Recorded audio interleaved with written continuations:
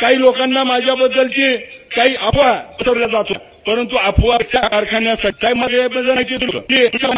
कारखान्याला वाटलं आणि मला प्रश्न विचारायची, म्हणजे मला असं म्हणायची नेमकं की तुमच्या आमदारकीसाठी कारखान्याचं वाटोळं करू नका, परंतु बोलू शकत नव्हती. परंतु मी समजून घेतलं की आपली आमदारकी डावावर लागली तर चालेल, परंतु कारखाना वाचला पाहिजे ही भूमिका आम्ही त्या ठिकाणी घेतली.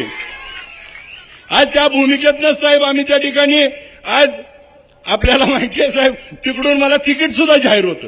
आज बापूंनी सांगितलं तसं 2 वर्ष कार्यक्रम करून आज त्या ठिकाणी लोक मला आमदार झाल्यासारखं मलाच वाटायचं, मीच भाषण केलं.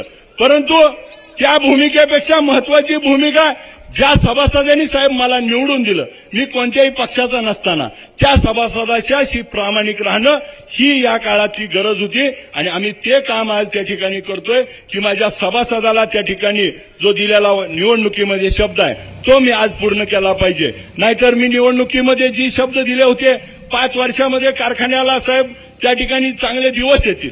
पहिल्याच हंगामात साहेब मागचं 35 कोटीचं ऊसाचं बिल देऊन 2500 रुपये भाव देतो, 1 वर्ष आधी जाहीर केलं, 2500 रुपये दिला का नाही साहेब? या वर्षी हंगामामध्ये जिल्ह्यामध्ये त्या ठिकाणी दराची स्पर्धा लागली आणि जिल्ह्याची दराची स्पर्धा ज्या कारखान्यावर 600 कोटी देणं त्यानं 3000 रुपये देऊन त्या ठिकाणी पार पाडली. साहेब आमच्या लोकांना मला या निमित्तानं आपल्याला विचार सांगा वाटतंय की आमच्या लोकांच्या मनामध्ये भावना आहे की आज आपण सगळीच एका पार्टीत आलोय आणि दराची स्पर्धा बंद होईल. परंतु साहेब मी आपल्या देखील नम्रपणे सांगतो की शेतकऱ्यासाठी 2 रुपये जास्त द्यायची भूमिका आयुष्यभर जपायची आमची भूमिका आहे. त्या ठिकाणी स्पर्धा राहिली पाहिजे.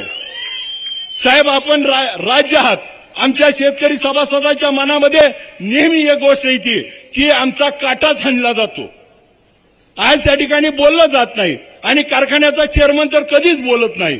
परंतु आम्ही त्या ठिकाणी पहिल्या दिवशी भूमिका घेतली की काटा कुठेही करून या आणि त्या ठिकाणी सभासदामध्ये विश्वास निर्माण केला. साहेब आज काट्याच्या बाबतीत आपणाला वेगळं सांगायची गरज नाही.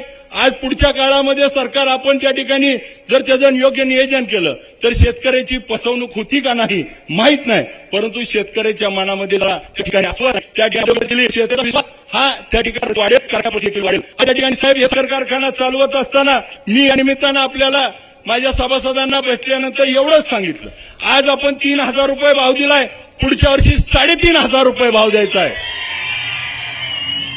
पण त्याच्यासाठी आम्हाला साहेब कारखाना चालू पाहिजे, म्हणून आम्ही तुमच्याकडे आलोय आणि तुम्ही सकाळ म्हणून त्या ठिकाणी आम्ही देऊ शकतो. साहेब हे कारखाना चालवत असताना आज आम्हाला तुम्हाला सांगताना काही लोकांनी सांगितलं